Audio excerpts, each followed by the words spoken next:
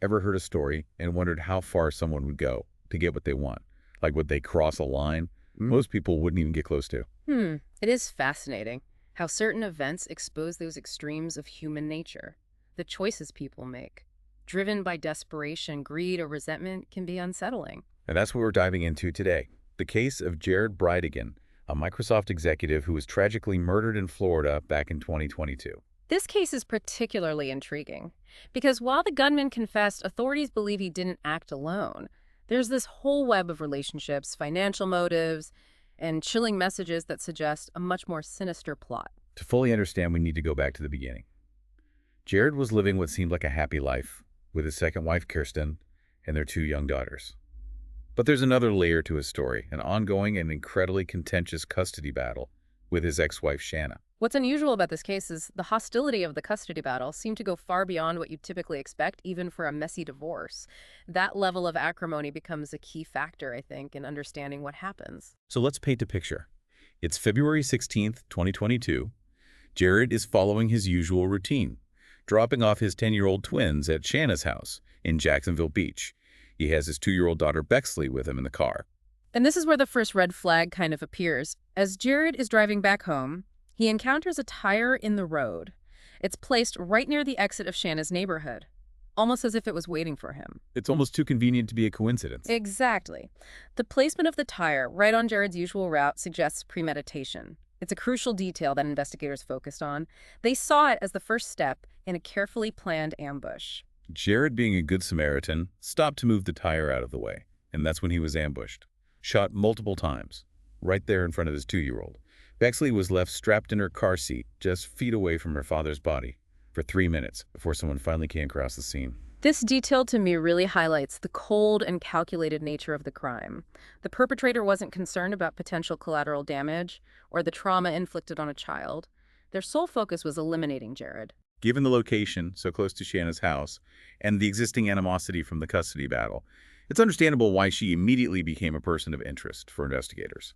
It's a logical starting point, divorce proceedings, especially highly contested ones, often unearth deep-seated resentments, financial motives, a desire for control. But at this early stage, there wasn't enough solid evidence to directly link Shanna to the crime. So for a while, the investigation seemed to hit a wall. But then weeks later, police released surveillance footage, captured a suspicious truck circling near the crime scene around the time of the murder. Ah, yes. This became a pivotal piece of evidence because it offered investigators a tangible lead, something concrete they could focus on. You see, law enforcement often uses footage like this to retrace the steps of suspects, establish timelines, potentially identify individuals or vehicles involved. It's like a real-life puzzle, piecing together clues from different sources. Precisely. And as investigators delved deeper into Shauna's life, they uncovered some details that painted a more complex picture than what initially met the eye. For example, Shauna grew up in a wealthy Mormon family in Utah. She was accustomed to a lavish lifestyle, driving luxury cars, enjoying a comfortable life even when she wasn't working.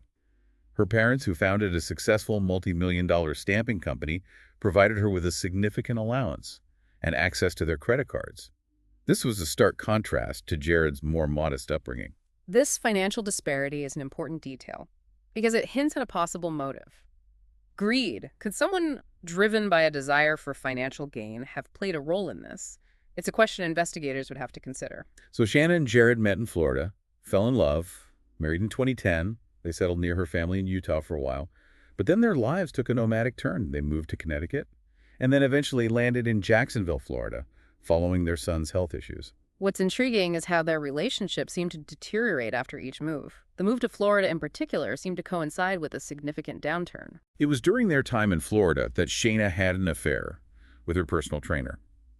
This led to their separation in 2015 and set the stage for what would become an intensely bitter divorce battle. It's important to note that the affair itself wasn't necessarily the sole cause. It might have been a symptom of deeper issues that had been brewing. The move, the stress of their son's health challenges, the infidelity likely combined to create a perfect storm. And this is where the story takes a darker turn. During the divorce proceedings, investigators uncovered text messages between Shanna and a friend named Kim, dating back to 2015.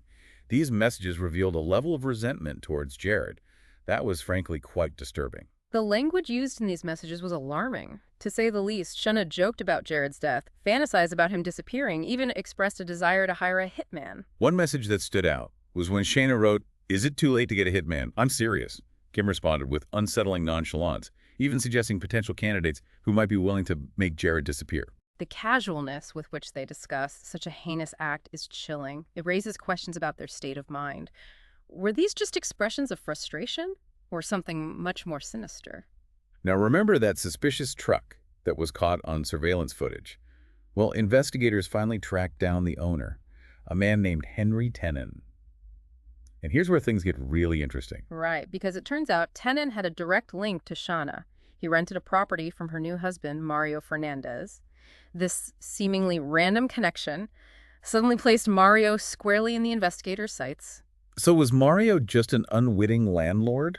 Or was he somehow involved in this plot? What are your initial thoughts? Well, it certainly raises suspicion. What are the odds that the person who owns that truck spotted near the crime scene would be connected to Shauna through her new husband? It's a connection investigators couldn't ignore. It definitely warranted further investigation. And as they dug deeper into Mario's life and his connection to Shauna, things took an even more unexpected turn. Wait, before we get to Mario, let's back up for a second.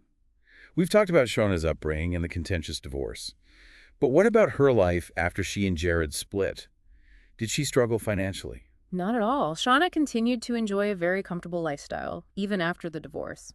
Remember, her parents were quite wealthy and continued to support her financially. This is relevant because it adds another layer to the potential motives. If she wasn't struggling financially, then what else could have driven her to such extremes? It's like a puzzle, isn't it? You have these pieces of information, but you're trying to figure out how they all fit together to create a complete picture. Exactly. And sometimes the most seemingly insignificant detail can be the key to unlocking the whole mystery. Okay, so back to Mario. How do these two even meet? They seem to come from very different worlds. Their meeting is almost serendipitous, in a darkly ironic kind of way. They crossed paths back in 2018 at a CrossFit gym where Mario was working as a maintenance man.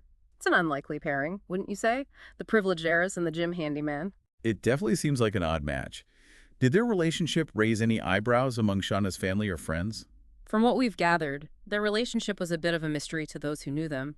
But they married relatively quickly after meeting, and Mario was soon immersed in Shauna's world of wealth and privilege. So where does Henry Tenen, the truck owner, fit into all of this? Was Mario just his landlord, or was there a deeper connection? Well, this is where the investigation took a dramatic turn. Remember, Henry was arrested in January 2023, almost a year after Jared's murder. And during questioning, he made a startling confession. He confessed to the murder. He did. But even more shocking was his claim that he had been hired to do it, offered a significant sum of money to kill Jared. Wait, hired by whom? By Mario Fernandez. According to Henry's confession, Mario had offered him $150,000 to kill Jared. And their initial plan was even more sinister. They had considered kidnapping Jared, taking him to a remote location, and then carrying out the murder. That's incredibly chilling. It sounds like something out of a crime novel. It does, doesn't it? But this wasn't fiction. This was a real-life plot, meticulously planned and executed with a chilling level of detachment. So, with Henry's confession implicating Mario, what happened next? Did the police immediately arrest Mario? They did, and what's interesting is that once Mario was in custody, he agreed to cooperate with authorities. This proved to be a major turning point because Mario's cooperation provided investigators with crucial insights into the plot, and even more significantly, Shayna's potential role in it. So what exactly did Mario reveal about Shayna's involvement? Was she aware of the plan? Did she play a role in orchestrating it? According to Mario, Shayna was not only aware of the plan, but she was the driving force behind it. He claimed that she had expressed a deep hatred for Jared, stemming from the contentious divorce and custody battle. She allegedly felt that Jared was an obstacle in her life, and that his death would solve a lot of her problems. But resentment alone doesn't usually lead someone to hire a hitman. Was there something else, perhaps a financial motive, that might have played a role? Well, this is where those trust fund payments come into play. Remember how Shayna had access to her parents' wealth through a trust fund? Investigators discovered that shortly after Jared's murder, a $5,000 check was written from a joint business account that Mario and Shayna shared to Henry Tenen. That certainly seems suspicious. But was there any evidence linking those funds directly to Shayna's trust fund? There was. Investigators were able to trace the source of those funds, and it turned out that the money deposited into that joint account originated from Shayna's trust fund. Wow, that's a pretty damning piece of evidence. It seems like they were trying to cover their tracks, Yeah. but left a pretty obvious trail. Right, and it gets even more interesting. Remember how investigators had uncovered those disturbing text messages between Shayna and her friend Kim, where they discussed harming Jared? Yes, the ones where they joked about hiring a hitman, and even used the code word casserole to refer to Jared's demise. Exactly. Well, during their investigation, authorities were able to link those messages to specific actions taken by Shayna and Mario. What do you mean? Did they find evidence that they actually tried to hire a hitman before contacting Henry Tenen? It appears so. Through phone records and financial transactions, investigators were able to piece together a timeline that suggested Shauna and Mario had been actively seeking someone to carry out the hit. For several months before they connected with Henry, they had even explored other options for harming Jared, including staging an accident or planting drugs on him to get him arrested. So it wasn't just talk. They were actively planning and plotting, exploring different ways to get rid of Jared. That's incredibly disturbing. It is, and it speaks to a level of premeditation and cold-heartedness that is hard to fathom. They were so consumed by their desire to eliminate Jared that they were willing to go to extraordinary lengths, even risking their own freedom, and potentially destroying their lives in the process. So with all of this evidence mounting against them, what happened next? Did the police go after Shanna? They did. By this point, they had a confession from the hitman, corroborating testimony from Mario, a clear financial trail linking Shayna to the crime. And those chilling text messages, they had enough to arrest her. Where was Shanna at this point? Was she still living in Florida? No, she had actually moved with her children to Washington State without Mario. Some speculate that this was an attempt to distance herself from him and the looming investigation. It sounds like she might have been trying to create a new life for herself, hoping to escape the consequences of her actions. Perhaps. But the long arm of the law eventually caught up with her. She was arrested in Washington State and extradited back to Florida to face charges. And what charges was she facing? Shayna was charged with first-degree murder, conspiracy to commit murder, and child abuse. The child abuse charge stemmed from the fact that her young daughter Bexley had witnessed her father's murder. That's a lot to process. So what was the public's reaction to all of this? Were people shocked? Outraged? The public was captivated by the case.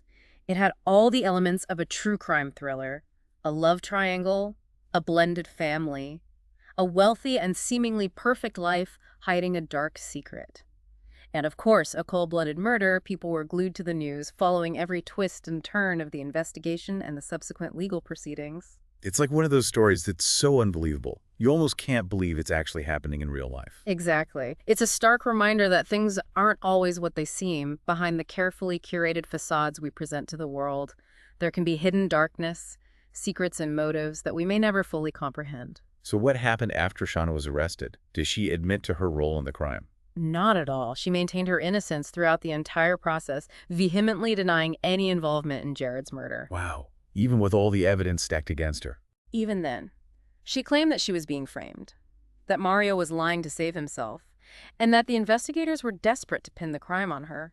She even hired a high-profile defense attorney, Jose Baez, known for representing clients like Casey Anthony and Aaron Hernandez, to fight for her freedom. So what was her defense strategy? How could she possibly explain away all of the evidence, especially those incriminating text messages and the financial trail linking her to the hitman?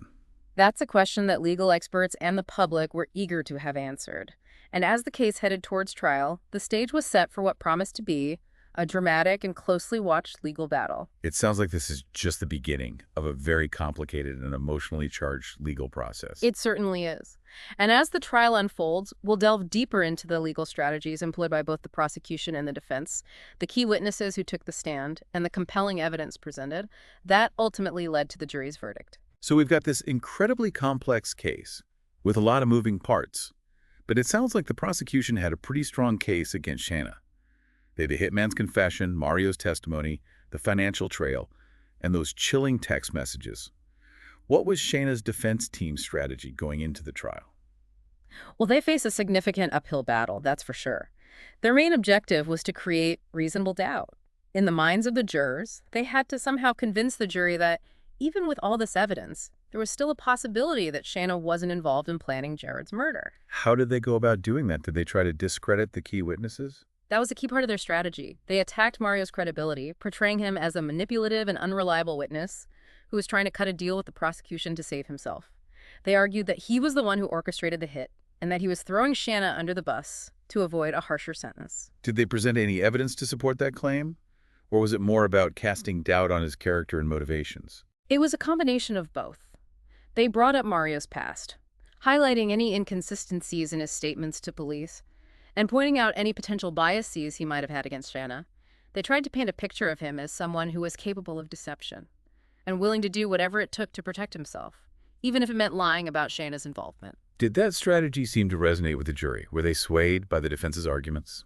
It's hard to say for sure what was going on in the minds of the jurors, but it's important to remember that the burden of proof rests with the prosecution. They had to prove beyond a reasonable doubt that Shanna was guilty. The defense didn't necessarily have to prove her innocence. They just had to create enough doubt to make it difficult for the jury to reach a unanimous guilty verdict. So did they challenge any of the other evidence, like the financial trail or the text messages? Yes, absolutely. They argued that the financial transactions were taken out of context and that the money Shanna had access to through her trust fund had nothing to do with the money paid to the hitman. As for the text messages, they claimed that they were merely expressions of frustration and anger, not serious threats or evidence of an actual murder plot. That's a tough argument to make, considering how explicit some of those messages were. It was, but the defense team was very skilled at spinning the narrative. They argued that Shauna's words were taken out of context, that she was simply venting to a friend, and that she never actually intended to harm Jared. They tried to portray her as a woman who was deeply hurt and angry, but ultimately incapable of orchestrating such a heinous crime. So how did the prosecution counter those arguments? Did they present any evidence to directly refute the defense's claims? They did. They called multiple witnesses who testified to Shayna's character and behavior, painting a picture of someone who was manipulative, controlling, and capable of holding grudges. They also presented evidence of Shanna's actions after Jared's death, arguing that her attempts to control the narrative, deflect blame, and distance herself from Mario pointed to a guilty conscience. Was there anything particularly compelling that came out during the trial that wasn't already known to the public, like a surprise witness or a piece of evidence that wasn't previously revealed? One of the most impactful moments of the trial involved the testimony of Shauna's own children. The prosecution called them to the stand, and their statements about what they had witnessed and overheard in the months leading up to Jared's murder were incredibly powerful.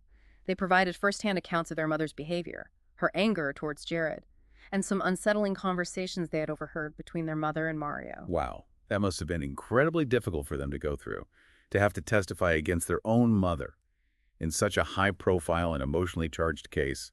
It was, and their testimony had a significant impact on the outcome of the trial. It was difficult for the defense to discredit the words of young children who were simply recounting what they had seen and heard. So after weeks of testimony, closing arguments, and jury deliberation, what was the verdict? The jury found Shayna Gardner guilty on all charges. She was convicted of first-degree murder, conspiracy to commit murder, and child abuse. Wow, that must have been a huge relief for Jared's family and friends, finally getting some measure of justice after all this time. It was. But it was also a bittersweet victory. It couldn't bring Jared back, and the emotional scars left by this tragedy will likely linger for years to come. What was Shanna's reaction to the verdict? She remained stoic, showing little emotion as the verdict was read. Her defense team immediately announced their intention to appeal the decision, arguing that there were procedural errors during the trial and that certain evidence should not have been admissible. So even with a guilty verdict, the legal battle wasn't quite over yet. Right, but the appeals process can be lengthy and complex, and it's not always successful. So where do things stand now? Shayna Gardner is currently serving a life sentence without the possibility of parole. Her appeals have been denied, and she remains incarcerated, paying the price for her role in this heinous crime. It's a tragic story with no real winners. A man lost his life, children lost their father, and a woman is now spending the rest of her days behind bars. It's a case that really makes you think about how far someone might go to get what they want, and the devastating consequences that can follow. Thanks for joining us for this deep dive. We'll see you next time. Until then.